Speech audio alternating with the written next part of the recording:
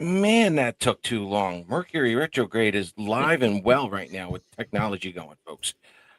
Ladies and gentlemen, welcome one and all to Isles Talk, Season 7, Episode 4 here. And joining me this evening is someone who really shouldn't need any introductions here. You can find him on the Pucks and 7. The YouTube link is in the first comment. He is a co-host of Puck and 7 with Victoria Madiash, and he is also the host of the NHL Hot Stove on the Channel 91, Sirius XM, the one, the only Ryan Paton. Ryan, thank you so much for joining us. Pleasure, man. How are you? I was actually grooving to the beat of that song while I was waiting, so you could have taken all the time you wanted. That was good. That was a good beat. I love it. Thanks for having me. I appreciate you. Appreciate the Not a ask. problem. Gary hates that song, by the way. He's like, Really? dude, we need to Why? change that. I don't know. Gary's Well, getting maybe old. I he's don't know heard it what more to than tell I you. have, right? I think maybe if I hear it again, I don't know. We'll see. Yes, Gary's going to Vegas, everybody. So Very nice. I'm not feeling sorry for. Okay, if he gets stuck at the airlines, I'll feel sorry for him. But if Right. he has no problems and he's in Vegas, I have no sympathy for him whatsoever. I went to It- Vegas for the draft in 24. I'd never been to Vegas before, and it was so hot. It was hot. I know yes, everyone in Vegas gets it's it, a and dry hop too. it was I've never ever experienced anything like coming out of the airport and through the door and then into whatever the sauna that I entered. I thought, wow. And then it was just getting from that to the hotel, even from walking from the cart inside the hotel. It was crazy. But yeah, that was a fun time. Before we begin, it is only right to acknowledge and say Happy Remembrance Day to everyone north of the border. For all my Canadian friends and fans up north, Happy Remembrance Day, and for everyone here in the U.S., Happy Veterans Day, and thank you all to both who have served both countries, and we thank you for your sacrifice and your commitment, and we wish you all the best. So thank you for your services, and oh, wait a minute, there he is. There's Gary. Oh, Gary, hey, I told you. I told you. We're family in here. This is you not are going to get family. nice sometimes. Yeah. So I've changed it then because I don't want him to make a comment about me. I hate that song too. I hate it too. There you go. Ah, and also, strictly for Islander fans here who are watching Coach Baffy's Corner, um, scheduling conflicts happened very quickly here, and I had told Tommy um, this afternoon that it's like, sorry, dude. I got to start around 8:15. I'm kind of killing some time right now because he's still finishing up his show. But there's no animosity here, guys. We are very well aware that we're doing two shows at the same time. Nothing against Tommy. We love each other. Yada yada yada. No drama. So moving forward from that, hopefully Tommy will be on here later. We'll find out.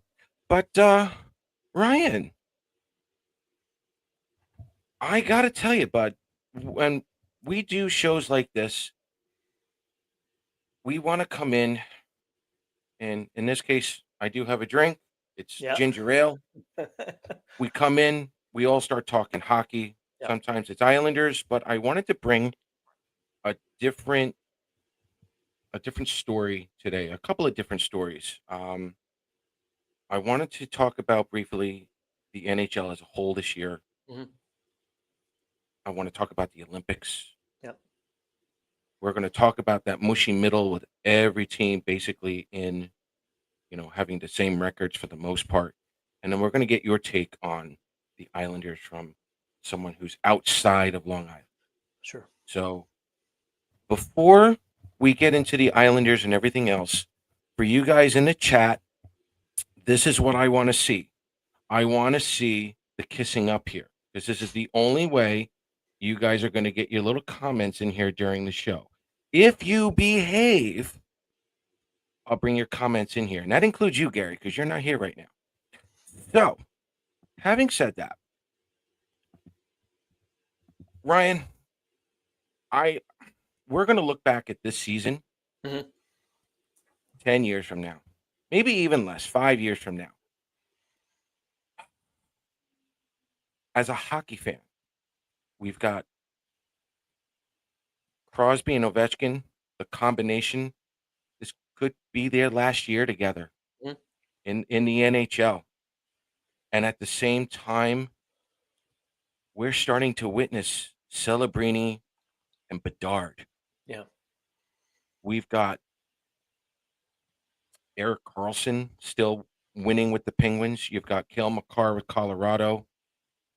You still have Jonathan Toews Yep. and Patrick Kane doing really well with their teams, and of course, you've got McDavid. You have Draisaitl out in the West. You've got a lot of mix of young and veterans on this in this league right now. And we have the Olympics coming up, which we'll talk about in a little bit, but Yeah. how spoiled are we as fans this season to really witness? Are we gonna witness, like, a passing of the torch here? Yeah. It's a great point, and what we've seen the first month, maybe just a little bit more than that, that we've seen in this 25-26 season is I haven't seen a start like this before. And you mentioned all the names that you did, the teams as well, the Anaheim Ducks. I mean, where the heck did this come from? Is it sustainable? I don't know, and I don't care if it is or it isn't, but I just want to see it happen because it's a great story. The Avalanche are Yes. doing what Avalanche teams do, and that is win. I was thinking about the players, back to the names you mentioned, the Crosbys, the Ovechkins. Look what Corey Perry's doing in LA with the He's got Kings. 10 goals already. It's ridiculous. It's ridiculous. And part of his contract too, I don't have any absolute confirmation on this, but anytime his agent goes to a team, right at the bottom, there's an asterisk that says, if you want to get to the cup final, then sign my client. Now, I know that's not true, but you know what I mean. All he does is get Absolutely. back to the finals. Too bad he hasn't won a ton of rings. But the point is that Perry's doing what he's doing. Ovi's still scoring. Crosby, Evgeny Malkin. You mentioned Taves, great story. Everybody was pulling for this guy to come back. The fact he's doing it in his hometown of Winnipeg is fantastic. Patrick Kane, not part of that youth movement in Detroit because he's not young, but he's part of that team He's in part of it. Detroit. He is, yeah, with the Red Wings. And then you have the McDavids, who he scored that absolutely ridiculous goal the other night, that spinorama, right? That was just insane. Yeah. Paul, he makes things look so simple. Like he makes the hard look absolutely impossibly easy, right? And it's a full admiration for him. Anyway, I was thinking about Bedard especially, and Macklin Celebrini's doing what he's doing. Leo Carlson's doing what he's doing in Anaheim. But Connor Bedard, for me, two things stand out so far this season. And they all encompass around his mindset. Remember when he wasn't put on the Four Nations roster? Right. Many people thought that was the right move. Many people also agreed, hey, maybe he should have been given a chance. I remember an interview that he did, I think the day of or the night of, whatever it was, during a game or after the game. And one of the questions was paraphrasing, what are your thoughts on not making the team? He looked ticked. He looked annoyed. He looked pissed off. And I thought, okay, that is then something where he needs to take that, use that as motivation, and put that aside and say, I'm going to focus on number one, getting back to where I can play, which is at a high level. But secondly, get on that Olympic team. Yep. Get on the Olympic team. Forget the Four Nations, great experience, but it's not the Olympics. And the second thing with him I've noticed, and I think this is happening, and I'd love to see it continue. When you're young and when you're a Bedard and when you are a game changer, a league changer, to be honest, there's a handful of guys right now, the Celebrinis, even Schaefer in New York, as you know, a Mhm. game changer, a team changer, a league changer. But when all you've known is winning at any level before you get to the NHL and you don't win as often, it can play tricks with your mind. And I think that's been a big thing with him in Chicago. The Hawks made it so evident that they wanted to put physical bodies around him to support him and protect him. But they weren't looking at, let's get talent around him as well, because you can say whatever you want about 99.9% of the league outside of McDavid.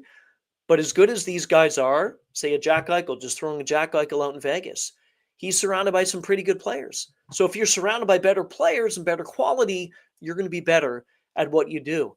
And I think with him, it's this maturity of, okay, this is a team that we're not expected to win, at least right now.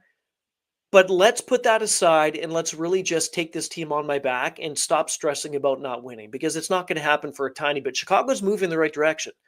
but it's taken a bit of time. So I think Right. mentally for him, it's one of the biggest hurdles that he's tried to get over, and I can see it this year. He's relaxed, he's confident, he's been engaged, he's been physical, he's not backing down from players who try to get at him. And yeah, Chicago's playing better. And any team's going to play well or play better if your best player plays well. And that's what Right. Bedard's doing. But yeah, we're spoiled, man.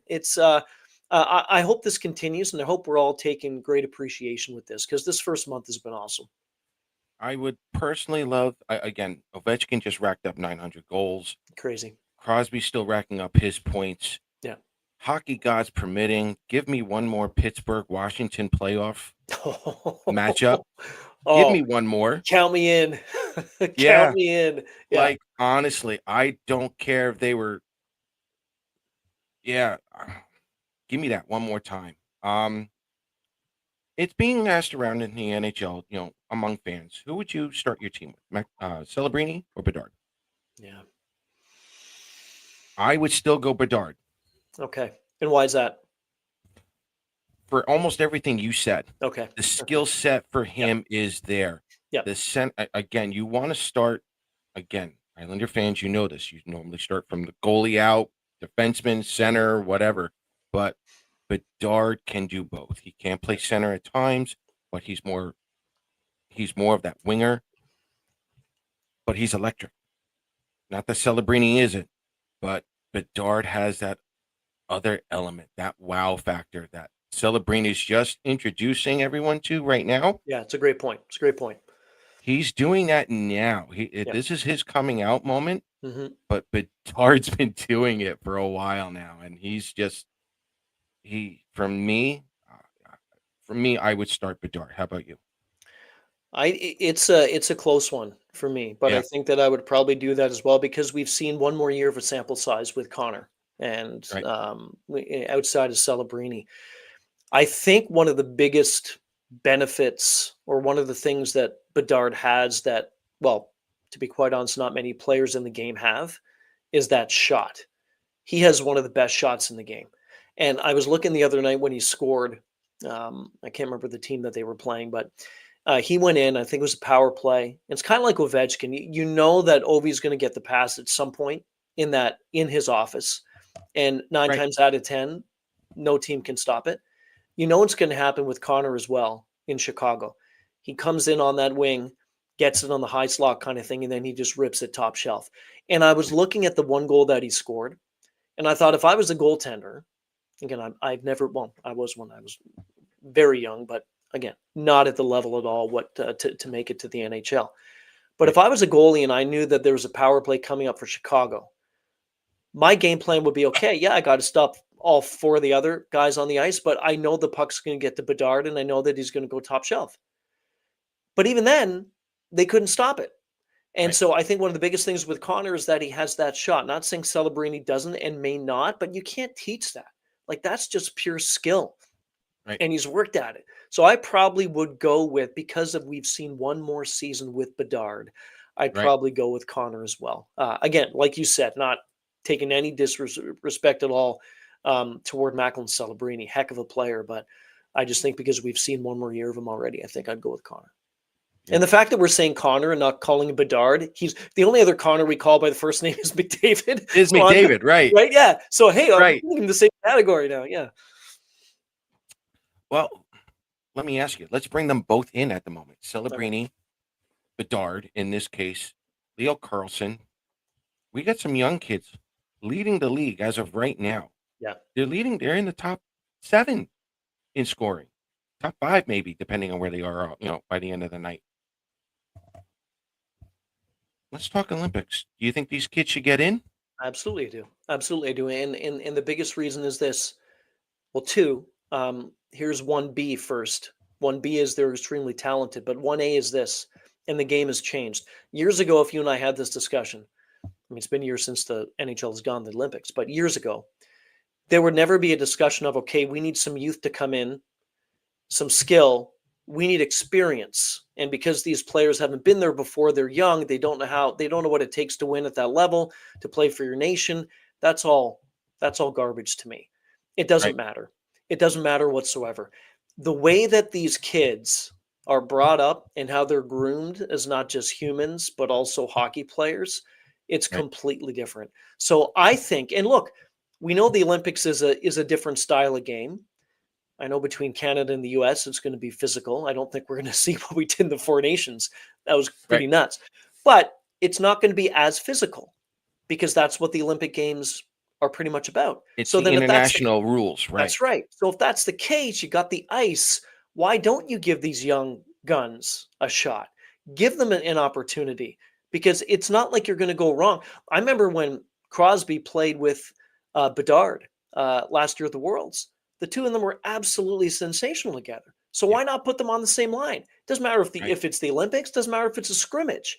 It's just it's a different mindset with the youth now in the league. So if I was Canadian management, US management, whoever it is, I would look at, yes, you need the veterans on the team. Totally understand that. You need the ones that have played at the Four Nations, ones that have been to the Olympics before, and ones that have been around the league a long time. But you need to inject the youth. And why wait? It's not like the Olympics happen every year. So Right. why wait if you have an opportunity to do it? I think that they would find a way to prove to each of the GMs and the management team that they'd be good fit. So yeah, I would put any of these young guys you mentioned if I could, and if there were spots, I'd put them on the team. In terms of growing the sport of hockey, I don't think there's ever a time better than to introduce your friends who aren't hockey fans Yeah, to the Olympics. right. This season in particular, because of everyone pretty much on the same level, playing level for the most part. But what what the NHL did with the Four Nations, I have friends who had never talked about hockey before. They're bringing what's going on. Yeah, What's with all these these games going on? These games are awesome. yeah, I said, if you think they're good now, wait until the Olympics. yeah. We haven't seen, and again, Crosby's game-winning goal there, and for Team Canada. But you know, You want um, you want to still talk about that or no? yeah. Hey, we get to Hey, bring up, I rip can open some help you. old wounds. I'm here. I've got ears. I'll listen to you. I'll work you through it. I promise. I bet you will. But in all seriousness, this is Yeah, the type of stuff that we're going to be chirping about after Christmas. yeah, yeah, We're going to be talking about the Olympics. And if yeah, there was ever a time to introduce non-hockey fans yeah, to hockey in the NHL, it's yeah, the Olympics, man. Like Team Canada is going to be absolutely stacked. yeah. Team USA is going to be there. Sweden's going to be looking good. Yeah. Um, Give me your thoughts on the Olympics and how excited are you for these for the Olympics coming back?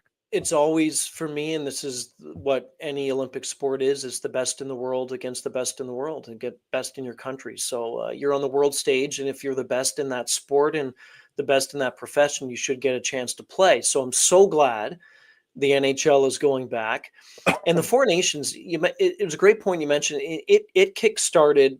And I talked to so many people that were in the game in Montreal and down in the US watching these games and just seeing, forget about the fights that the US and Canada had right off the bat in that game.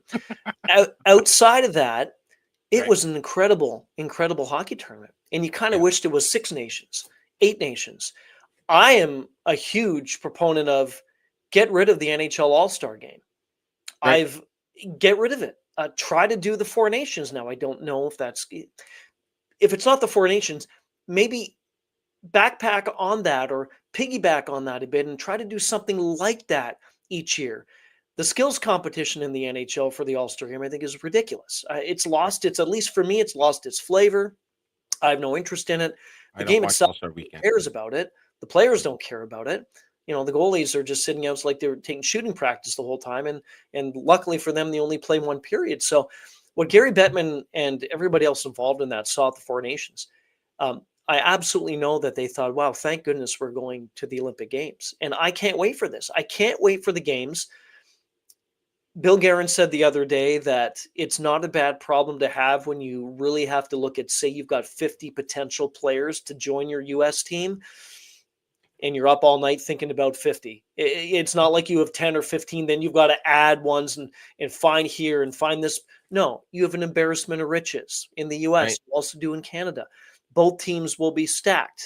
I know there's injuries with the US right now with the Kachuk brothers, especially, but it's to me, it's going to be. I hope. I hope that this Four Nations that we saw was not just kind of a one-off thing, not in it's the only time they're going to do it, but the Right. quality of intensity of hockey that we saw, I don't think it will. Whenever the Four Nations happens again, I think it'll be just as good, if not better. But I Yep. really want to see that translate over to Italy when we get there in February. Nice. Real question here, and this is a little more Islander centric here. Bo Horvat's on a tear. Oh my goodness, what is going on?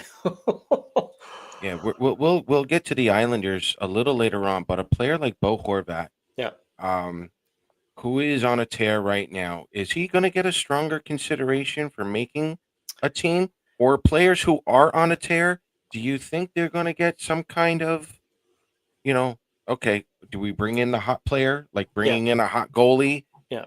Do they have a better shot at making the Olympics?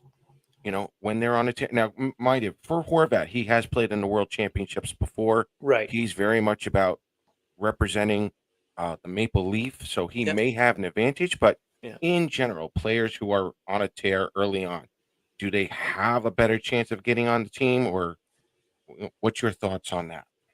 I think he's on pace. I think he's on pace for 61 goals. I think something like Yeah, that. It's unreal. It's unreal. He's what 16 away from what he did all of last season. Here's my take on that. And again, I always put myself in the management's shoes, and I don't envy their job because it is tough when you have all these players. I always think of it in a couple of ways. Number one is if you say a Bo Horvat coming in, then who is going out that you've already penned in perhaps, and you got to find some sort of eraser on it and just let say Horvat come in. But the second thing is that it's kind of a "what have you done for me lately" thing. I remember when the Four hmm Nations roster was announced, I thought, why are they doing it so soon? And one of the biggest things for Canada at the time, and it still will be, and I really hope this isn't an issue, but from what I know, it's probably going to happen where Logan Thompson will not get a sniff at even getting involved in this Canadian team. He didn't get a sniff at the Four Nations, which I thought he's the best goaltender. With all the respect to Aiden Hill and Jordan Binnington and Montembeau, I'm Yep. sorry, if you're the best at that time, even down the stretch toward the Four Nations, you should get an opportunity to get on the team. So if management leaves this thing till whenever they do, I just think it's going to be what players are the hottest at that point that should be able to go, because hockey is like any other sport. If you play well and if you play well leading up to an event, unless something drastically happens, more than likely that's going to continue. And say Bo Horvat gets an opportunity and say he continues this incredible pace. Maybe he just goes a bit slower, but he still puts up points and he plays great. Sure. It's not like he's going to play badly with the best players in the world from Canada.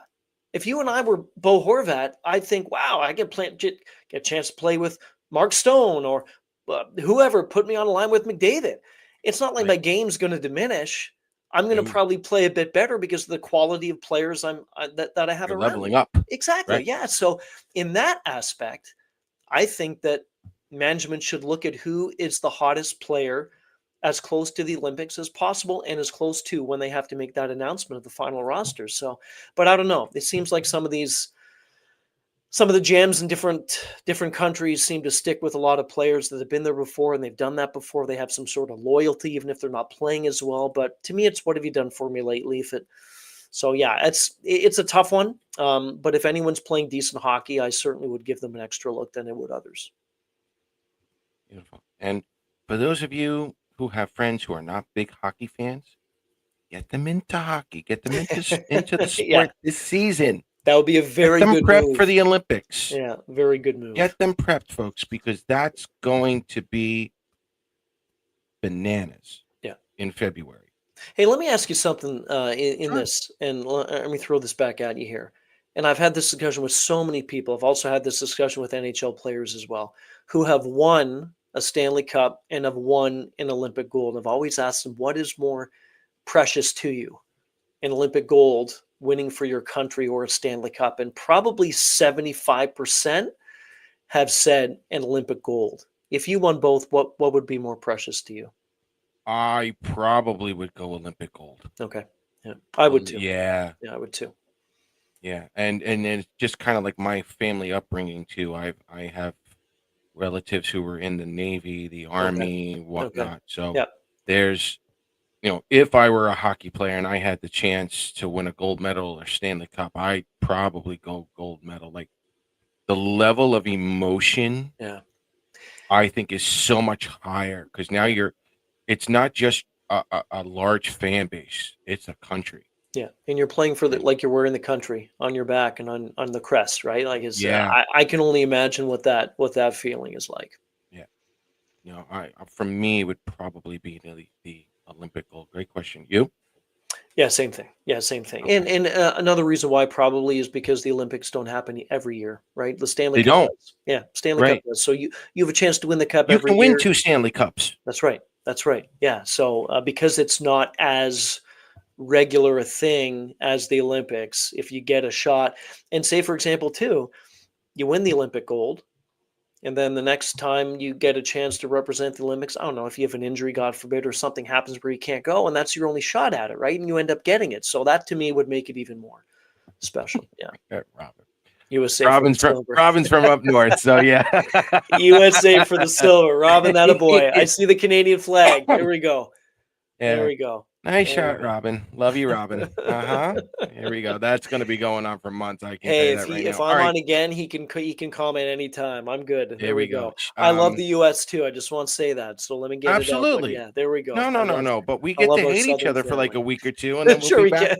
we'll be back to normal. That's And fine. I've So, got buddies in the States who I like do shows with and whatever and we just chat all the time. But whenever something like that happens, oh yeah, the Chirp Fest it's more exhausting than the actual tournament that I watch. But yes, yeah, absolutely. So, yeah. all right, let's bring this back into the NHL. Ah, everyone's been complaining about the mushy middle. We got a Okay. lot of 7-7s, 8-8s. We got a lot of teams at that NHL 500. That Yeah. mushy middle is literally a mosh pit. Yeah. I personally love this because, except for the Predators and the Flames, who are absolutely ruining this, every team is basically still in a playoff spot, whether fans like it or not. Yeah. We've never seen anything like this, and the closest may have been right before COVID in 2017-18 when there was a bunch of them still there. Hmm. But I've never seen a cluster of teams. No one has. I got to ask you, is this good for the game, or is this bad in the sense that, are we really dealing with a bunch of better teams, or are these teams really just stinking it up, and we just have a lot of stinkers? If you look at the East, and I'm just doing the quick math as we speak, the Devils lead with 23 points and Buffalo is 16th with 14. So if I'm not mistaken, that's only a 9-point gap between 16 teams. That's not 6 teams. That's Right. 16 teams. The West, you mentioned Calgary. They've been terrible. Nashville and St. Louis, too. Surprisingly, not so good. But the gap is 15 points between the Avalanche all the way down to the Calgary Flames. My mindset on this is I'm all for all 32 teams being competitive. I like that in any sport. I like parity. I like when across the board you can have teams that, say, for 2, 3 seasons aren't good, but then they go on a nice 5-year run. Say Anaheim, say this is the beginning of a nice run for them. Say this Sure. is also a turning point for Chicago, and we're going to see Chicago and Anaheim in the next number of years be hopefully for their respective divisions and conferences, they be in the top 8 in their conference and get in. I'm all for that. You've got the teams that will continue to do what they're doing. You have the Avalanche, Dallas will be there, Winnipeg will be there, Vegas, they're never going to go away. Right. So you got all those big clubs that every single year are going to put up the points. I like what I'm seeing. And for the teams that are playing as well in that East and in that West, they're kind of lucky, especially I think in the Eastern Conference. They're kind of lucky that no team is running away with this thing and they're not Right. significantly further back in each of their divisions. And I've said this all the time about hockey. You can't win a playoff spot in October in the first couple of weeks in November, but you can certainly lose one. You can put Sure. yourselves behind the 8 ball, right? And these Sure. points in the first month and a half, these points are crucial. I know on American Thanksgiving, that's kind of the point where you think, okay, now we have an idea, a decent idea, say what the top 10, 11, 12 teams will be in both conferences going down the stretch. But before that, it's a crapshoot. Don't really know. So I'm all for it because I want to see more competitiveness. And I Right. want to see at the end of the season as well. As great as these teams have ended up drafting incredibly well. If they don't do decently in a season, they end up getting a nice pick. Right. Islanders is a nice example. They get Schaefer, game changer. The guy it's ridiculous how good he is. And what an incredible human he is, right? Off the ice. Yes. No doubt. All the stuff he's gone through at 18, I can only imagine. He's So been great with the younger fans, and he's been chirping Lundqvist. Like, it's the best of both worlds with this young man. He's not even he a kid. You no, can't call him a kid. you He's can't. a young man at a very young 18 years old. He's a Yeah. young man. No, he is. He's an older boy in a mature man's body already. That's what I think about him, and that's with all due respect. But I'm all for teams that say the last 10 spots in the league from 22 down to 32, there's not much of a gap. So it's not going to be, oh, so and so has a greater percentage to win that first pick. Give me some competitiveness down the Right. stretch with that. So I'm Right. good with this parity. I like it. I do think that Gary Bettman, if we were to ask him, I think that he would say this is what he wants. He wants to see growth. He wants to see Anaheim. Remember years ago when it was such a tough Western road trip going through LA and San Jose and Anaheim? I remember teams that they were lucky to get 1 point, maybe lucky Right. to get two. It was brutal. And for a while, I mean, it's been easy to get through San Jose. It's been easy to get through Anaheim, not so good with LA. But now maybe we're going to see these three, Western US teams down in the California area be a tough go for a lot of these clubs. So yeah, I'm for it. I think it's great, and I'd love to see more of it. What I loved seeing out of Columbus last year, and Yeah, granted, Columbus was a special yeah. circumstance, but A lot of emotion with that team, right? a lot of emotion. But Mhm. even before what happened, I looked at the beginning of the season. I looked at the players. Yeah, I looked at some of the numbers, and I'm like, "Hello, Columbus." yeah. 2 years ago, I was looking at Arizona, Yep, and I'm like, "Hello, Arizona." Like, you're on my radar now. yep, Like, you've got my attention. And yep, San Jose's right there right now. yep. Even if Utah, Anaheim, San Jose say they don't make the playoffs this year, they're coming back. Their their answer to the end of the season is, "We're gonna be back. Oh yeah, Get ready for us." yeah, Like, they're coming back with a vengeance next season, whether they make the playoffs or not. And if they don't, that's gonna be even bigger motivation for these younger teams ready to take over. And I include Chicago in that, hmm, because what Utah is doing, I was, I'm excited to see what Utah's doing. I'm yeah, excited to see what Anaheim's doing.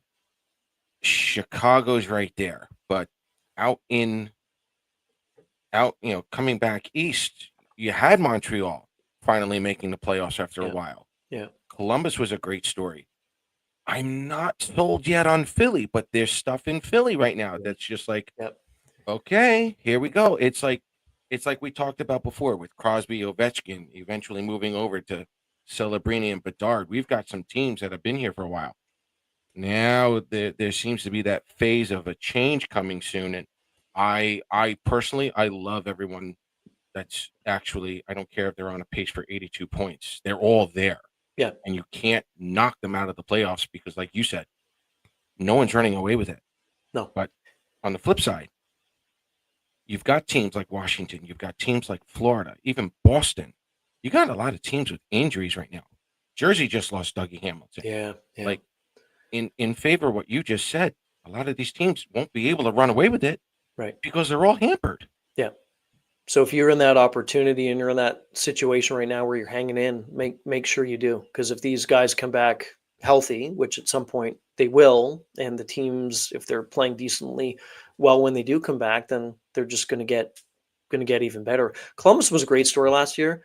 I Yes. was with you without the emotion too. Going into that season, I thought, okay, they only missed out by 2 points. And Right. I think if I'm not mistaken, Montreal, yeah, they claimed the last spot and they got ousted by Washington, which I think was the best thing to happen to them. I always go through Correct. debate too with people. Oh, yeah, Montreal gets in, that's great, but they're going to get knocked. That's fine. It doesn't matter. It's about the experience. And to your point about the next year, making a point to not only get in, but get past that first round. That's Montreal's mindset. And they're playing Bingo. extraordinary. And Columbus was one of those teams that they only needed a couple more points. And I think they were a +5 in the plus minus, and I think Montreal was minus 20. I think they were minus 20, Right. and yet they still got in. So um, these teams are coming, and that's when we first started the show. One of the biggest things about this league are that these young teams with these young talented players are actually coming together. I know it's a month in. I know there's a lot Right. of track left. Totally get it. Sure. But I don't see San Jose taking a big step backwards. I don't see Chicago. You mentioned Philly. I'm a huge Philly fan. I think one of the biggest things that they needed to do was let go of John Tortorella, and they did. Especially with Mitchkov, for example, I just think that he was really holding him back and he was messing with him. And I think the team is in a better spot now, with all due respect to Torts. I do. I Right. think they're in a better spot now. But a lot of these teams are coming, and that's putting pressure on some Right. of the other ones. Like, look at the Eastern Conference. The Panthers, I know they're injured. The Maple Leafs, they stink. There's a lot of issues with them. Tampa is hanging around, but they're not. That Atlantic Division, how often? I was actually gonna segue into the Atlantic Division, which is the hot mess of Ugh. the NHL at the moment. Um, you grew up as a fan of what team? Born and raised in Toronto, so fan of the Maple Leafs, and also have some history with family in Montreal. So I've had the two of the original sixes, Toronto and Montreal. Yeah, Okay, so how my is life collecting without Richard Marner? there. Life without Marner, boy, that's. Do you have an hour? 2 hours? No, I do. actually, They don't. They don't want to hear. no. I know. So I'm going to keep it really simple. Mitch Marner not being there is not the biggest reason why this team is not playing well. Okay. Mitch Marner not being there, yes, is a big hole to fill, and they didn't do it. And you can blame whoever you want. Blame Mitch for not waiving the no move, and because his wife was, he can do whatever he wants. That's why Right. that's why these players have these clauses in their contracts. You know, you and I would probably too if we were in a situation. Give them the No doubt. list. That's fine. You do what you need No to do. doubt. The biggest thing with Toronto is there's dissension developing within the room with the head coach. And you and I spoke before we came on, and I can tell the listeners and viewers this story too, and I'm sure that they saw this. If they didn't, well, they can hear it now. A few Right. weeks back, there was a moment the Canadians were playing, and again, I can't recall who they were playing, but the game went to overtime, and there's always a pause between regulation and then overtime, and before the overtime started, the camera picked up Martin St. Louis, the head coach of Montreal, Right. on the bench, and three of his star players were on the ice about to do the 3-on-3. Lane Hudson, Cole Caulfield, and Nick Suzuki. Three of the best, by the way, too. You put a 3-on-3 with them in any No in, doubt. Oh my wow, God. it's crazy. Yeah. And when I looked at it, the thing that caught me was I couldn't see what St. Louis was saying. Oh, I couldn't see because he wasn't even speaking. He was listening. The head coach was listening to his three young players, again in their early 20s, I believe, very young. And he was looking at them, and I was thinking, what is he thinking? So after the game, all three said, and they were asked the question, that was kind of strange because you don't see that. You see the iPad come out, you see the head coach saying, here's what I want you to do, and then you go off and you try to do it. They all said that he was telling them, what do you think we should do in the 3-on-3? Tell me what your game plan would be. And I thought, wow, that is what all 32 teams need. Yes, they need a coach who is hard on them. I get it. They need a coach to do the X's and O's, but you need a coach to listen to your players. And I maintain this with hockey all the time. When you get to the NHL, do you really need to practice? You don't really need to practice. When I was down in Florida, I was there for game 3 and 4, the final between Florida and Edmonton. And I was at practice, and one of the questions to Paul Maurice after was, how come practice was so short? And he said, well, what's the point of practicing if the guys know what they're doing? And then the Right. question was, how long your practices? He said, I've never implemented a new drill since I've been with the Panthers. And once they start to have fun, then I shut the practice off. And if it takes 10 minutes, it's 10 minutes because you don't need to teach them anything. So my point in all this is that St. Louis wasn't teaching them, he was asking. That's the biggest difference with what is happening in Toronto. I believe a lot of it is tuning out the head coach. I Right. believe a lot of it has to do with Craig Berube. Now, look, they've stunk. They've been playing terrible. I saw one of the comments, JT, saying they're playing immature hockey. Yeah, no one cares on that team. It's quite evident. The only one who does is John Tavares had that huge contract, that massive discount, that massive hometown bargain. But I Hmm. think there's a lot of dissension now, and they're tuning out Craig Berube because how often he's ripping the team. And you can do whatever you want, coach. You can do whatever you want. I would not say this to Sure. Craig Berube's face. That'd be stupid to do so. I wouldn't live to Right. see the next day. But the point is, I think there's a time where you need to step back and keep that stuff within the room. Say whatever you want, but you don't need to come out in public and say, because it's not helping. It's not working. So I believe that that's one of the biggest differences, and they just don't seem to care on the ice. The body language to me is indicative of we don't really care about this game right now, and that's too bad. Did we as fans overlook Boston real quick? I'm one who did. I did. So yeah, I mean, I knew that we both knew there were injuries to this team, yeah, yeah. but even when healthy, were we expecting at least a start like this? No, Absolutely not. no. I was not expecting. It's funny you mentioned that because when I do the hot stove in the weekend on Sirius XM, our op Mikey is a huge Boston fan, and so we had this past Saturday. It was the first home and home. Tonight they're playing. They're playing Toronto again in the back in the home and home, but the first game was on Saturday in Toronto. The Leafs lost that one.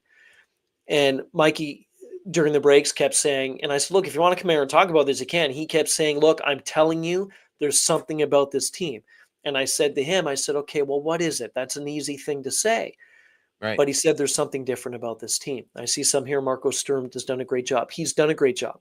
He's done a great Yeah. job. And the thing with coaches, if you can get out of your team what many think a coach can't, you're doing a good job.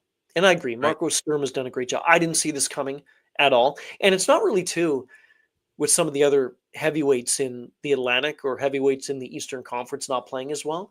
I think Boston is relaxed. I don't think they have a ton of pressure. I think it's Right. just okay. Let's go out and play. Let's try to get 2 points. There's 82 times we can try to get the two, and let's see what we. I just think, and when you're relaxed, you play a lot better hockey. You may not win every night, but body language. I'm a huge proponent of body language and the mental aspect of the game and everything else. And Sure. I did not see this happening. We're not going to dive through each team in the Atlantic here, but maybe I would love to have you on before the playoffs because For I sure. think then we're going to get a better look Yeah. at the Ottawa Senators and the Florida Panthers Yeah. if or when they're all healthy. Do you still have Florida on your radar to possibly win a round or two, or are they just too injured too long for this season? It's a tough one. I Because remember they're also when, 500 without with all these injuries. right. If other teams weren't playing as well as they are right now, I wouldn't be as concerned. But then you Right. have the idea of, is this sustainable for a Montreal? Is this Right. sustainable for Boston, for some of these other teams for a full 82 game stretch? Who knows? Only time will Right. tell. I don't see why it can't be. But the Panthers are an intriguing group because, again, Bill Zito did everything he could, and he did everything right. He signed everybody under the cap to these contracts, and he brought pretty much the whole team back. But when you lose Alexander Barkov, to me, that's more of a room loss than it is a Yeah. physical presence on the ice. And I get it, one of the best players in the game, but he's just such a good man. He's such a Right. great component of that room. And Kachuk's injury, sure, that's tough. But if Florida can just hang around, for which they're kind of doing, I think they have 17 points. It's not like they're completely out of this thing Mm-hmm. yet. But if they can just hang around, I think they'll be okay. But again, whenever you look at some of the 16 teams in each conference, you think, well, if one team goes in who wasn't in last year, then who's going to come out? So as of right now, Right. I would say the Panthers, I'm not completely confident that the team is going to make it. But again, got the experience, got Paul Maurice, one of the best in the game. Team's been there before. I think maybe they're just kind of hanging around and then they're going to put their foot down at some point soon and things are going to Right. come together with them. So, by the way, too, just side note, I hope Barkov is able to get back at some point because Absolutely. the game's a Yeah. lot better No, with him back. Yeah. I love So, watching his game. yeah, me too. Switching over to the Metro, and we're going to get to the Islanders in just a second. Yeah. It's kind of the same deal. We don't know what we're getting. I mean, the Rangers finally won their first road game. Excuse me, their first home game That's in, and they're that, still in the mix. What that's the hell? that is insane. 8 games, 1 win in 8 games at home. That's Yeah, absolutely it's mind-boggling. Anyway, carry on. It just yeah, it's one of those stories in the league right now because at the end it of each sucks. season, like almost every single team has a better home record than an away record, unless you're terrible. Unless you Right. get I don't know like 60. It, this is They're here. it's unreal. They've had one Yeah. one win in 8 games at home. Anyway, yeah. So, all right. Let's bring this back to the Islanders here for the Islander fans here who have been waiting patiently. Um, I want an outside of Long Island perspective of the Islanders. Who- what's the talk on about the Islanders outside of Long Island? Not a Islander fan Yeah. perspective. I would say not like I'm going to have to be careful. That's not what it's not bad talk. No, you don't have to be careful. But the Islanders talk is a lot of it, at least that I've been hearing, and this isn't just this year, but the last Sure. number of years is about, why can't the team score? They need this, they need that. They got to put the puck in the net. Facts. And they haven't been doing that. So what's the issue? What's the problem? And I know a lot of talk had been around Lou and and everything like that, and about his time on the island and how things had to change years ago. So there's all these off ice things. I think with the Islanders, I'm confident in the group. I'm not hugely confident in the group just because of I think they should have been able to do a bit more in the last few years, and they haven't been able to do so. Some of the pieces they have in place are good pieces. It's the key for me, and the key from what I've been hearing from people is Sorokin in goal. And I believe his numbers in October I think they were terrible. I think they were awful. And then he comes up with that win against the Rangers. I mean, he can look great one night and then look mediocre, but he has to look great a lot of the nights for this team, I think, to really make a push. There's confidence in the group, I think, but to be fair with my reasoning, there's a lot more confidence from what I've been hearing with a lot of the other teams in the Metro outside of the Islanders. Okay. And what's everyone's opinion on Matthew Schaefer outside No, of Long Island? give him the award for an incredible human who has come into the best hockey league in the world at the age that he has, with all the stuff that he's gone through off the ice, and just make a shrine for the guy. Yeah. It's just, I'm if you are a talent, which he is, Islanders fans, and I know that I'm preaching to the choir here. Everyone is thrilled that he's on their group. He's part of that group. But if you are just as good of a human as you are uh, off the ice as you are a player on the ice, you've got something going for you. Yeah. The comparisons to Cale Makar, I hear all the time, even at the age of 18. Yeah. The comparables to just how he studies the game, how he reads the game, how he reacts to the game, his puck awareness, his skating ability, his stick handling, his passing. Um, I know he's been the other night, Zadorov almost took his head off, but you know what I love? I love how every single Islander goes, "Don't you touch our boy. Like, get away." And then Yep. it's great. It's part of the team. But the impact that he's had already, and this is what I've been hearing a lot of, the impact he's had already, not just on the team, but on the environment and on the fan base, is unreal. And it's unprecedented for players at that age to have such an immediate impact and such a strong impact. And this impact is going to last a very, very long time. He is the real deal. I knew it going in. I know it now. And I know that he will be for a long time. Hats off to the guy. Beautiful. Beautiful. We thank you for that outside perspective on the Islanders and Matthew Schaefer. So, real quick, this is a water cooler talk time for the fans. This is Ryan. We let the fans come up with any kind of weird questions, trade rumors, whatever, Yeah. opinions on whatnot, and we'll let them go for a couple of minutes here. Give us your questions, comments, concerns here. Ryan's got a couple more minutes for us. So fire away, folks, if you have any.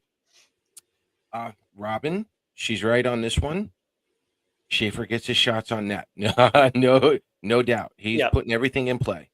And what did Gretzky say? Right, you miss every shot. You know, you all the shots you don't take. Right, and Correct. that's what I think. One of the things too about the league and about players, you don't need to try anything fancy. If you're a defenseman, just put it on net. Just put it Thank on you. net. And right, and the goals will come. The highlight goals will come. Right. But your job as a defenseman is to obviously stop the puck in your end, and then you got to just get it down at the other end and put it on net and see what happens. So yeah, I think that's a great comment. I love it. I love it. Listen, for the folks who, if you feel the Islanders are not going to make the playoffs, don't be so detailish with this season. Just watch them. For example, Matthew's got a great question here. Thoughts on the new D pairings? You just blink the Rangers and you beat the Devils 3-2. My answer, if it's not broke, don't fix it. Yeah. Run with it. Yeah. Run with it until it doesn't work, and then you try something else. It's don't make too big of a deal of this, guys. Is it working for right now? Yes. Has Sorokin come back to life? Absolutely. That's another big part. So run with it. I think coaches need. Will the Yeah, Islanders? I think coaches need Go to do ahead. more of that. Yeah, I think coaches need to do more of that. I remember last year, Spencer Carberry. There was Washington was I don't know. They were in the midst of like a 5-6 game winning streak or something, and at practice he switched up the lines and he was asked, "Well, why are you doing that?" And he said, "Oh, I just wanted to see if something would work." And then the question was, "Well, it's been working, so why are you doing it?" And I don't know what he said after that, but to your point about if it ain't broke, don't fix it. So don't mess with something that works. Right. Will the Islanders make a trade at the deadline if they are in it? I got to tell you, it's still a business, Kevin. Yeah. I I think the owners would say yes, go for it. Maybe trade a pick somewhere for extra help, maybe. But I'm not going to lie. If the Islanders can make a push with house money and run with whatever depth they have, go for it. Unless you know this team can go beyond the second round or get to the second round of the playoffs, I say just run this team. But no, I think if they're still in it by the trade deadline, I think if you're the Islanders, you got to go for it. I agree with that. I think they have, if I'm not mistaken, or they will have 2.8 or 2.9 of cap space, something Correct. like that by the time the deadline hits. But yeah, I mean, Yeah. you're not gonna make a significant move of a roster player if your team is close to getting in or if they have a really good shot at getting. You just don't do that. Because if Right. you go for however many games are to be played before the deadline, whatever it is, 60 plus, or I can't remember exactly the number left after the deadline, but Sure. if it's gotten you that far already, tweak it. You don't need to Yeah. add a huge piece and subtract a huge piece, but you can tweak it and make a Right. push. But and that also was something too. And I think going back to different things I've been saying about kind of the mental aspect of teams and things, you can try to make a move, but that to me, and you've heard this from players time and time again, if there was a significant one at the deadline made, even with a team that's playing well, they question saying, well, isn't our manager, GM and team president coach happy with the way that we're playing and happy with our unit? Obviously not. So there's some concern with it. And that may mess up the system that's been in place forever. So yeah, I'm with you, Paul. If they Yeah. get a chance to be there, fine, but don't do anything drastic. Yeah. Beautiful. Cal Ritchie, stay up or go back down. Listen, guys. I had Cal Ritchie, and you guys know this already. At some point, I see him starting off the NHL as a 3C. Could he be a 2C at some point? Sure. Why not? It always depends on the player. But if he's not going to get minutes at center, like if he's only playing 10 minutes, 11 minutes, I would send him down to Bridgeport for a solid 20 games, give him that 20, 22 minutes, see what he can do over a longer stretch, and then you bring him up. I love the old school, a little bit of Lou, a little bit of Bill Torrey. There's nothing wrong with sending them down, keeping them there a little bit longer, so that way when they do come up, they never go back down. And Richie, to me, at this point, Does he look out of place? No, he doesn't. But on an offensive team like Patrick Waugh's system is designed for, he's not putting up the numbers yet. And for now, short term, I'd probably send him down. But I don't know if I would send him down until after this road trip is over, even with Shabanov coming back. I think, give him that learning experience. We talked about this already, Ryan. Can Horvat make Team Canada? Sure. Why not? Yeah. He's on the hot streak, but that'll be up to management. But we definitely talked about that earlier in the show.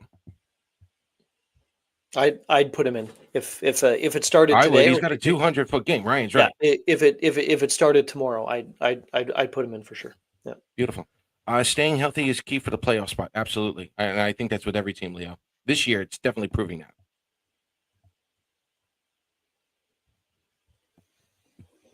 Oh, my Lord, Jim.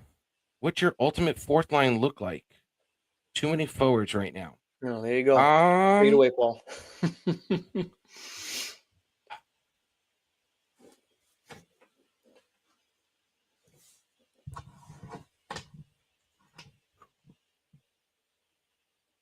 Believe it or not, and we can't have it anymore, but I was really liking the idea of Stiplikov,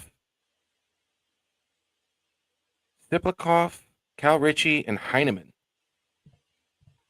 I wouldn't have minded a fourth line like that, or even, keeping Zizekas in there for a little bit. But, we all know Casey's no longer on the penalty kill. But I think that's, Jim, to your point, I think that's the one thing the Islanders, are going to have to figure out, whether it's the rest of this season or it's in the off season. But, to your point, the fourth line's a little sketchy.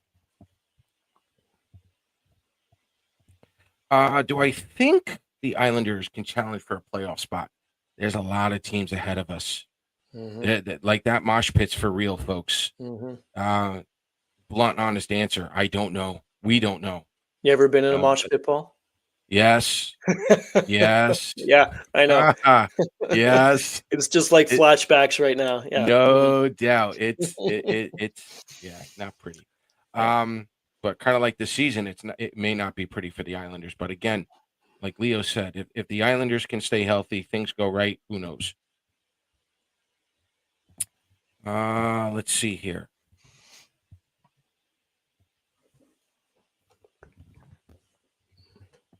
All right. This one's for Ryan. Should Sorokin play against Vegas or Utah? Oh. Decent Both. question. Both. You think he should play back to back, huh? I don't know why goalies don't play back to back as much. I don't. Fair enough. I get the position is tough as you know what. I Right. understand the game is tough. Totally get that. But I mean, these are conditioned athletes. They're conditioned humans. They're great at their craft.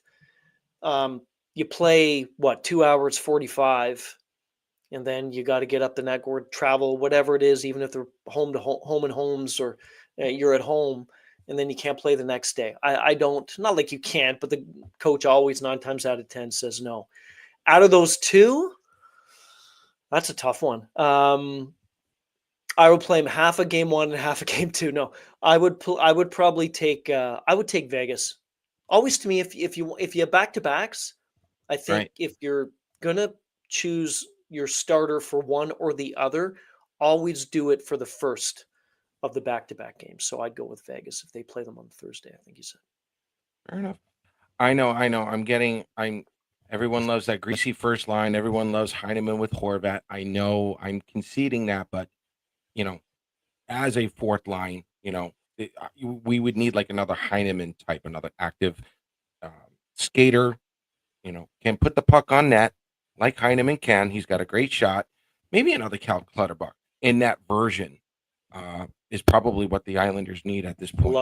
Loved him. So, any other questions, comments, concerns, boys and girls, before we end this show?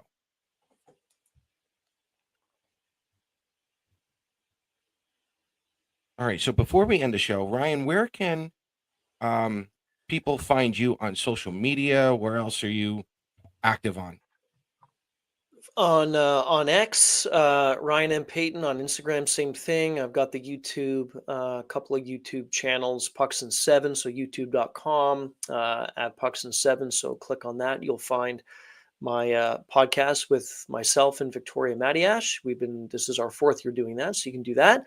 And then Sirius XM NHL Network Radio as well. I do a lot of behind the scenes stuff, and then I do the show on the weekend every Saturday. So that's Channel 91, The Hot Stove. So yeah, we're back at it again this Saturday. So lots going on. And again, if you love hockey like you guys do, and everyone listening, it's there's worse things to be doing than talking hockey. Absolutely. Yeah. So listen, Ryan, I want to thank you so much for coming on. Oh, This pleasure. was a blast, bro. This was a lot of fun. The fans I know loved you here. I want to thank you guys for coming on to the show. Listen, we need you to hit that like button on YouTube for not only the show, make sure you hit that like and subscribe button on YouTube. Make sure you like us and follow us on Isles Talk, Facebook, X, and you can follow me on X at P_Kreischer. Thank you guys coming on for coming on. As far as next week's show goes, my schedule's a little messed up. I may actually be crazy enough and do a show during the Detroit Islander game at 7 on the away game. We'll just do like a live game. Catch up, questions, talk, we'll discuss the game as it's going on, kind of like a virtual viewing party. I'm thinking about doing something like that for Thursday. So for Ryan and myself, we thank you for coming on. Let's go Islanders, and we will see you sometime next week.